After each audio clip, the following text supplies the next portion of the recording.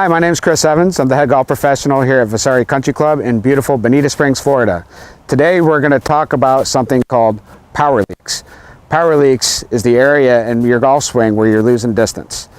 The three topics I want to talk about where we're losing distance: one is lack of rotation in the backswing, two is lack of wrist hinge in the backswing, and three, lack of rotation on the through swing before we hit the golf ball. So I'll start with lack of rotation in the backswing. One thing I commonly see where people are losing distance when they're making their backswing, they're making their swing with their arms and not rotating their torso. One thing I'd like to see people work on is when they rotate their body to the top of the backswing, I would like to see them try to get their left shoulder behind the golf ball. See how you can see the back of my shirt here, right? So if you hold a club across your shoulders, set up and rotate back, see how that passes behind the golf ball, right? One thing I'll say is without that rotation, you're going to be swinging more with your arms than your body, which is definite cause of losing distance. So imagine a pitcher in baseball throwing a ball like this compared to throwing like that. What one's going to have a lot more power and speed? The second one, right? So lack of rotation in the backswing is number one. Number two, what I'd like to talk about is lack of wrist set in the backswing. So the number one lever being power generator in golf, is how the wrist set at the top of the backswing. One thing I like to see is about a 90-degree angle between your left forearm and the shaft of the golf club. A lot of times when I'm watching people swing, I'll see a position that looks more like that. See how there's really not much angle here? And I feel that that's caused by tension in the arms.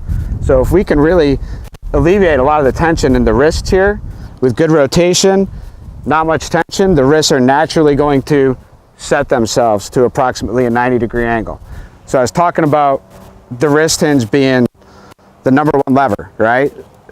Imagine if you were trying to hammer in a nail and the handle on the hammer was that long and you're going to try to hammer in a nail. It'd be difficult, right? But if I increase the length of that handle, right, on a hammer, the lever is the handle, how much more power am I going to get with that?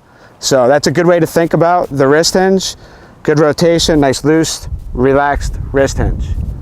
And then number three, lastly, and we see this all too often, is on the way through, lack of body rotation before we hit the ball, before contact. So if I'm standing this way and I make my backswing, what I see quite a bit is people will swing down. Their first motion from the top of the backswing will be with their arms and their hands. They do this because the only part of your body connected to the club is your hands, and your brain's communicating with a sense of feel.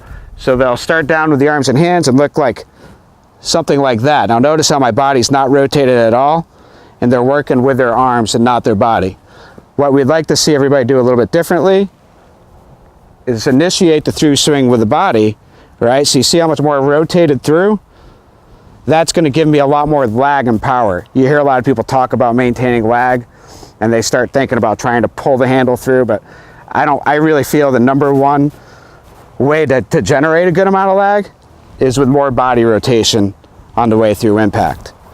So those are our three power leakers that we're going to talk about today. Practice those and gain some more distance. Thank you very much.